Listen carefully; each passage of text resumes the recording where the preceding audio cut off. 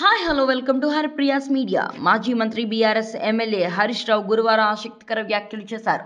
Medigadda project అంశంపై రేవంత్ రెడ్డి ప్రభుత్వంపై విమర్శలు గుప్పించే క్రమంలో నీకు చేత కాకుంటే దిగిపో అంటూ తీవ్ర వ్యాఖ్యలు చేశారు. సీఎం రేవంత్ రెడ్డి మేడిగడ్డను రిపేర్ చేయలేమని చెప్తున్నారని, అలా చేత కాకుంటే పదవి నుంచి దిగిపోవాలన్నారు. నేనే ముఖ్యమంత్రిగా ప్రమాణ స్వీకారం చేసి మేడిగడ్డను పునరుద్ధరించి చూపిస్తా, అక్కడ నుంచి నీళ్లు ఎత్తిపోసే బాధ్యతను కూడా తీసుకుంటానని రేవంత్ రెడ్డికి సవాల్ చేశారు. మేడిగడ్డతో మొత్తం కాళేశ్వరం ప్రాజెక్టు పోయినట్లుగా కాంగ్రెస్ పార్టీ ఓట్లు లోక్సభ ఎన్నికల్లో 2-3 సీట్ల కోసం బురద రాజకీయానికి పాల్పడుతుందని ఆరోపించారు. వాస్తవానికి కాళేశ్వరం అంటే 3 బ్యారేజీలు, 15 రిజర్వాయర్లు, 19 సబ్స్టేషన్లు, 21 పంప్ హౌస్లు, 203 కిలోమీటర్ల టన్నెల్, 1531 కిలోమీటర్ల గ్రావెట్ కెన్నల్, 141 టీఎంసీల సామర్థ్యం కలిగి ఉన్నటువంటిది అన్నారు. వీటన్నిటి సమూహమే కాళేశ్వరం ప్రాజెక్ట్ అన్నారు. ఎమ్మెల్యేలను తీసుకుని వెళ్ళినప్పుడు మేడిగడ్డతో పాటు మల్లన్న సాగర్, రంగనాయక్ సాగర్, అన్నపూర్ణ సాగర్, పంప్ హౌస్, కూడవెల్లి వాగు, పక్కనే ఉన్న పచ్చటి పొలాలను కూడా చూపిస్తే బాగుంటుందన్నారు.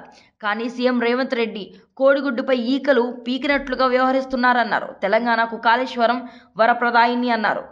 కిలోమీటర్ల టన్నలు, 1531 కిలోమీటర్ల గ్రావిటీ కెనాలు, 98 కిలోమీటర్ల ప్రెషర్ మైన్స్, 141 టీఎంసీల స్టోరేజ్ సామర్థ్యం కలిగినటువంటి రిజర్వాయర్లు, వీటన్నిటి సమూహమే కాళేశ్వరం ప్రాజెక్టు.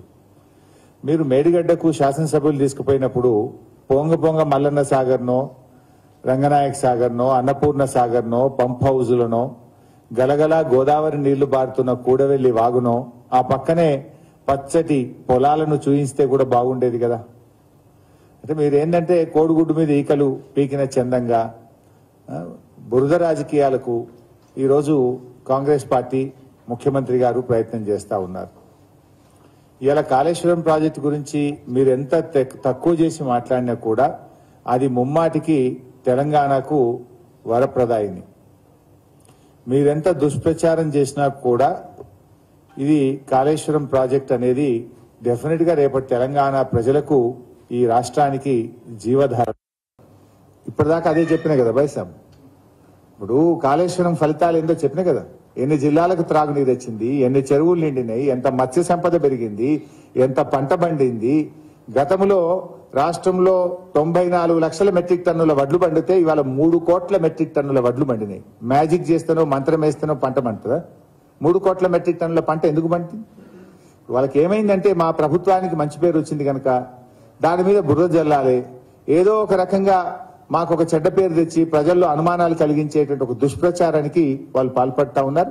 బట్ నిజం నిలకడ మీకు తెలుస్తుంది. ఇప్పుడు రేపు నీళ్లు రాలేదనుకో, ఇప్పుడేమో ఆల్రెడీ మేము రిజర్వాయర్లు నింపి పెట్టినాం కనుక నీళ్లు ఇప్పుడు యాసంగికి పోతున్నాయి, ఇబ్బంది లేదు.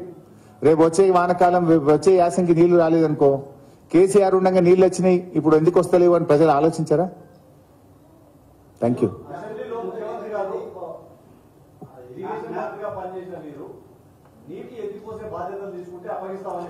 ఎస్, ఇప్పుడు కూడా అవకాశం ఉంది. ఇంజనీర్లు చెప్తున్నారు, వాళ్ళకి చేత కాకపోతే ప్రభుత్వాన్ని మాకు అప్పచెప్పమనండి, వాళ్ళని తప్పుకోమనండి, మేము చేసి చూపిస్తాం. అవునే, దిగుమను రేవంత్ రెడ్డి రాజీనామా చేయమని నేను ఎక్కి చేపిస్తాను. రేవంత్ రెడ్డి రాజీనామా చేయమను, నేను ముఖ్యమంత్రిగా ప్రమాణ స్వీకారం చేసి నేను చేసి చూపిస్తాను. నాకు బాధ్యత ఇస్తా అంటే I'm ready to take it. ఆయనకు చేత కాదు హరీష్ రావు నువ్వు చేయంటే చేసి చూపిస్తా.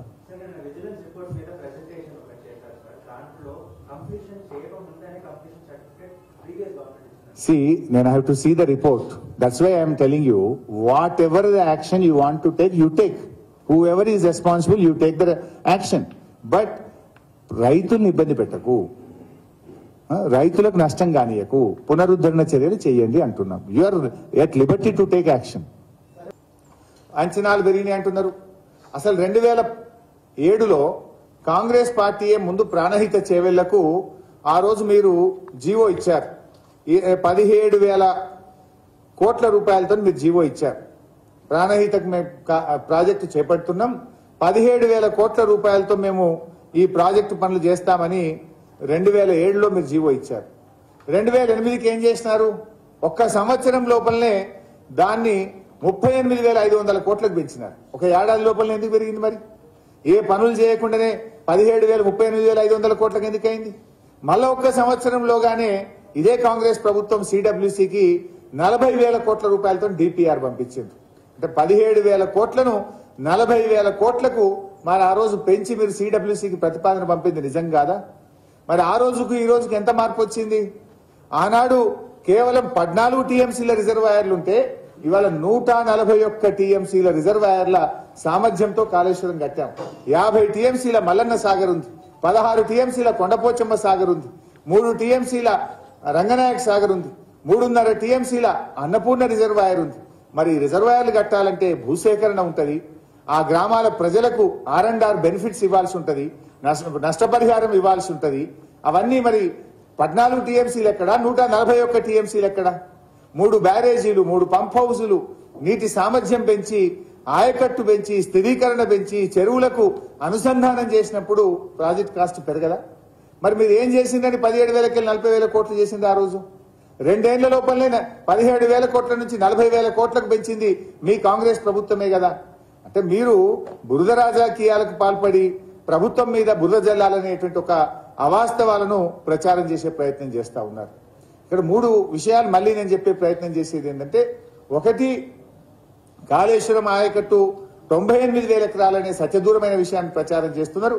కాళేశ్వరంలో కొత్త ఆయకట్టు ఉంది, చెరువులకు అనుసంధానం చేయడం ద్వారా వచ్చిన ఆయకట్టు ఉన్నది, స్థిరీకరణ గతంలో కట్టి, ఇప్పుడు ఎస్ఆర్ఎస్పి స్టేజ్ 2 ఉందండి. ఏ రోజన్నా ఒక ఎకరం బాడిందా మీ హయాంలో? పేరుకు సగం కాలువలు తవ్విండ్రు, వదిలిపెట్టిండ్రు, సర్కార్ తుమ్మమలిసింది అందులో. దాన్ని అలా మొత్తం పూర్తి చేసి కాళేశ్వరంతో 2 పంటలకు గత 3 ఏళ్లుగా నీళ్లు ఇచ్చినామా లేదా? అది పేరుకు స్థిరీకరణ. నిజంగా చెప్పాలంటే కొత్త ఆయకట్టే కదా. ఇది ఎక్కడ? మీరు అడగండి, పోయి అక్కడ తుంగతుర్తిలో అడగండి, సూర్యాపేటలో అడగండి, కోదాడలో అడగండి, డోర్నకల్లో అడగండి, చెప్తారు కదా రైతులు నీళ్లు వచ్చినాయా లేవా.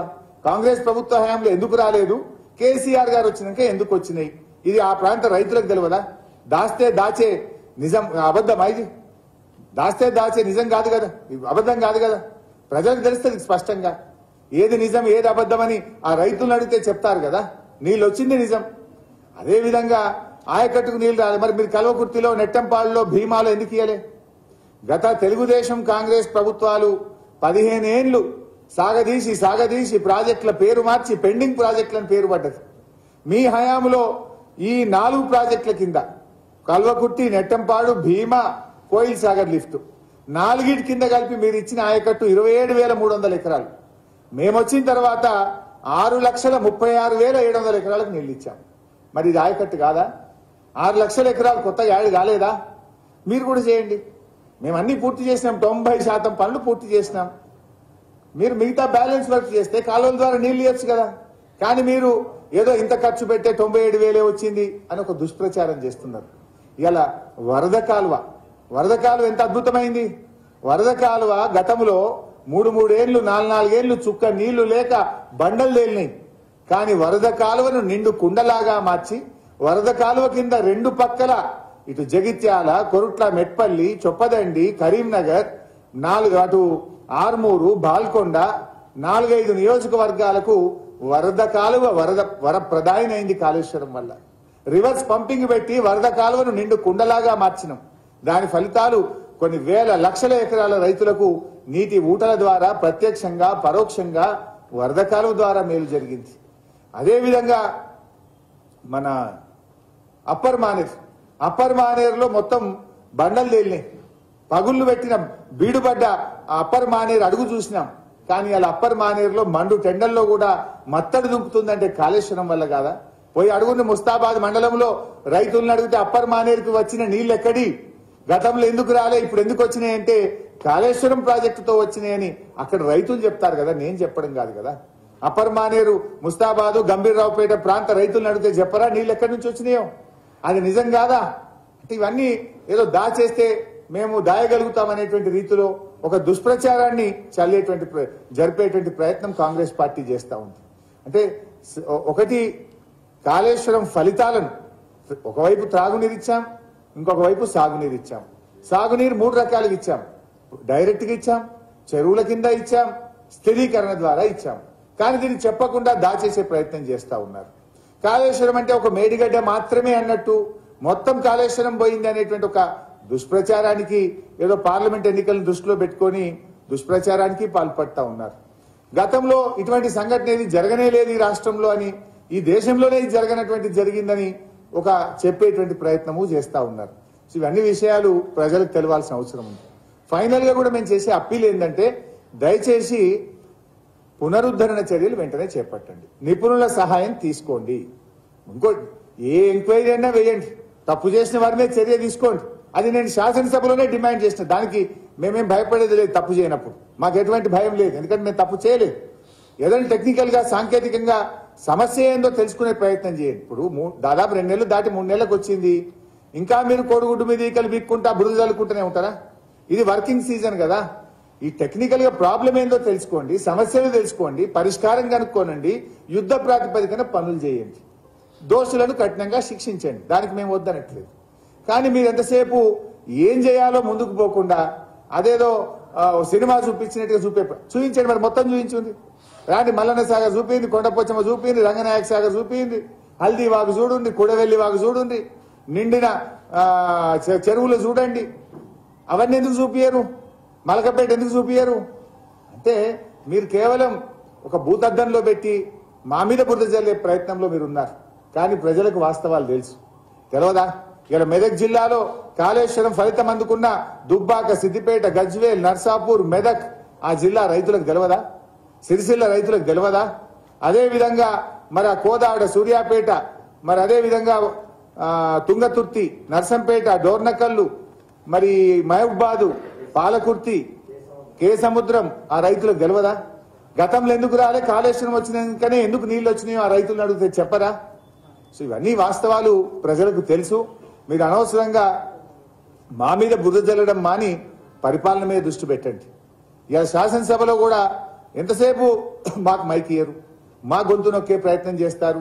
మీరు ఇవాళ దయచేసి మీడియా మిత్రులను కూడా కోరుతున్నా, 39 మంది ఉన్న మాకెంత సమయం ఇచ్చారు, మిగతా పార్టీలకు ఎంత సమయం ఇచ్చారో ఒక్కసారి మీరు ఆలోచించండి.